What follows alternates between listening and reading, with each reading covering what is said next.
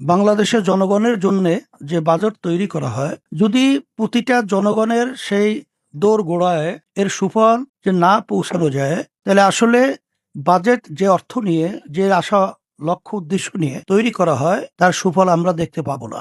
অন্য অন্য সরকার, এই সরকার কিন্তু একটু ব্যতিক্রম। কারণ এই সরকারটা কিন্তু এসেছে অভ্যুত্থানের মাধ্যমে। এই জন্যই কিন্তু এই গণ অভ্যুত্থান হাজার হাজার বাংলাদেশের তাজা প্রাণগুলো ঝরিয়ে, পঙ্গু হয়ে চক্ষু হারিয়ে যে আপনাদেরকে উপহার দিয়েছে, সেটা আপনারা ভুলবেন না। এটা বিশেষ করে আজকে আমরা এই গোলটেবিল বৈঠক থেকে বর্তমান সরকারকে আমরা বিশেষ করে অনুরোধ করছি। বাংলাদেশের আজকে সর্বক্ষেত্রে আমরা যখন নাকি আলোচনা করব, দেখব কোথাও কোনো সুন্দর পরিবেশ আমরা দেখছি না।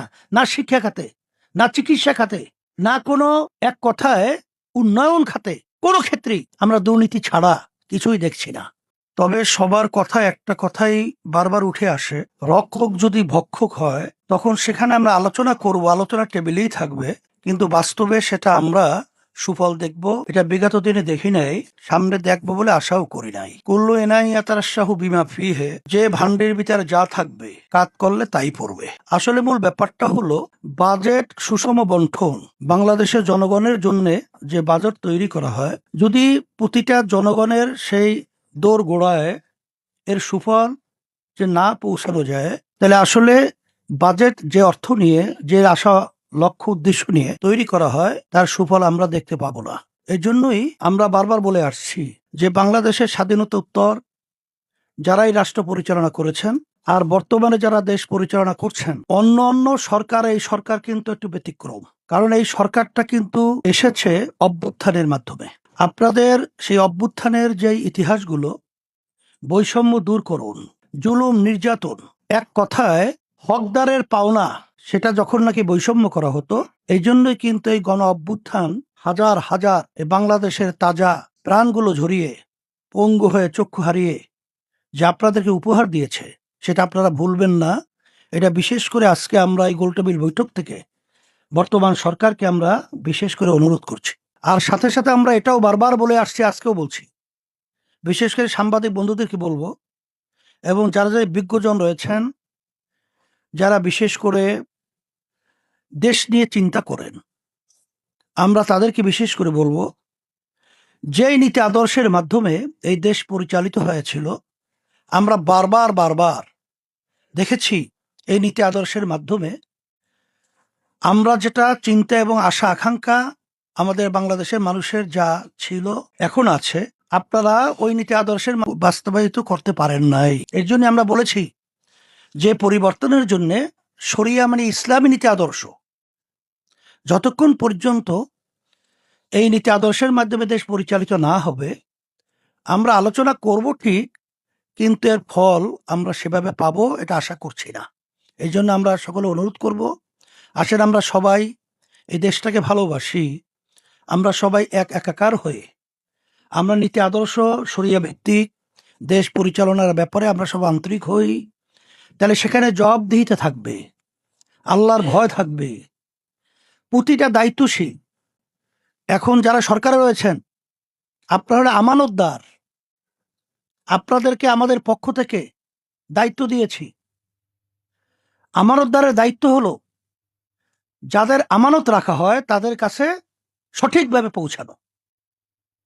কিন্তু দেখা যায় যে আপনারা, আমাদের এই অর্থ আপনাদের কাছে আমানত রেখেছি, কিন্তু আপনারা রক্ষক ভক্ষক সেজে বারবার আমাদের দেশকে দুর্নীতিতে চ্যাম্পিয়ন বানিয়েছেন। বাংলাদেশের আজকে সর্বক্ষেত্রে আমরা যখন নাকি আলোচনা করব, দেখব কোথাও কোনো সুন্দর পরিবেশ আমরা দেখছি না। না শিক্ষা খাতে, না চিকিৎসা খাতে, না কোনো, এক কথায় উন্নয়ন খাতে, কোনো ক্ষেত্রেই আমরা দুর্নীতি ছাড়া কিছুই দেখছি না। এই জন্য সকলকে ধন্যবাদ জানাবো, আর সরকারকে বলবো যে আপনারা যে বাজেট পেশ করছেন, এখানে ঋণের কথাও আমরা দেখেছি আপনারা আলোচনায় নিয়ে এসেছেন। আমরা ঋণ প্রতি বছর বাড়ছে, এক কথায় 2026-27 যে আপনারা অর্থ বছরে বাজেট ঘোষণা করবেন, সেখানে যে আপনারা ঋণের পরিমাণ দেখিয়েছেন, এতে করে আমাদের দেশের প্রতিটা জনগণের মাথায় 1,40,000 টাকার মতো ঋণ আমরা বিদেশের কাছে দায়বদ্ধ হিসাবে আমরা বোঝা নিয়ে চলবো। এটা হতে পারে না। এটা আমাদের পরিবর্তন করতে হবে। এই জন্য আমরা সবাই যদি দেশকে ভালোবাসি, মানুষের কল্যাণ চাই, আসেন আমরা সবাই এক একাকার হয়ে আমরা যেন এই বাজেটের মাধ্যমে আমরা প্রতিটা জনগণের যেটা চাওয়া পাওয়া সেই লক্ষ্যে আমরা পৌঁছতে পারি, এবং সরকারকে বলবো পৌঁছাও দেওয়ার ব্যাপারে আপনারা আন্তরিকভাবে সচেষ্ট হবেন। আর সাথে সাথে এই দেশে শতকরা 92 জনের মতো মুসলমান বসবাস করে। এই দেশের ভিতরে হিন্দু, বৌদ্ধ, খ্রিস্টান সহ অন্যান্য ধর্মাবলম্বী অনেকে রয়েছে। আমি বলবো বাংলাদেশের ইতিহাসে তারা কিন্তু মায়ের কোলে যেরকম সন্তান শিশু নিরাপদ থাকে, এইভাবে এই দেশের মধ্যে আছে। কিন্তু এই বিভিন্ন সময় দেখা যায় মূর্তির নামে যেটা অরাজকতা সৃষ্টির যে পায়তারা চলছে, আমি বলবো মন্দিরের ভিতরে তাদের রামের মূর্তি থাকবে, থাকুক, এটা আমাদের কোনো বাধা বিপত্তি থাকবে না। কিন্তু আপনারা যদি রাস্তার মধ্যে বিভিন্ন জায়গায় সেখানে এই ধরনের আচরণ করতে চান, এখানে কিন্তু সুন্দর পরিবেশকে অসুন্দর করা হবে। এটা সরকারকে আমরা বলবো গুরুত্ব সহকারে আপনারা নজর রাখবেন।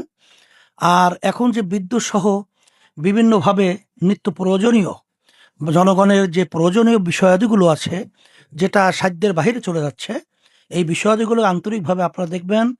কারণ বর্তমান সম্মানিত প্রধানমন্ত্রী সে একদিন আগে 2 দিন আগে যে শপথ নেওয়ার আগে আমার সঙ্গে যখন আলোচনা হয়েছিল, সে আন্তরিকভাবেই বলেছিল যে আমরা দেশকে সবাইকে নিয়ে সুন্দর একটা দেশে পরিণত করব।